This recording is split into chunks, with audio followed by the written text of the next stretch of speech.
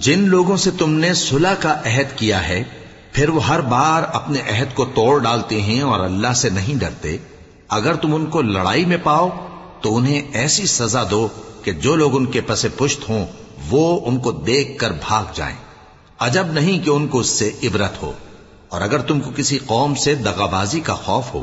تو ان کا عہد انہی کی طرف پھینک دو کہ اس طرح تم سب برابر ہو جاؤ۔ کچھ شک نہیں کہ اللہ دغابازوں کو دوست نہیں رکھتا، اور کافر یہ خیال ہرگز نہ کریں کہ وہ آگے نکل گئے ہیں،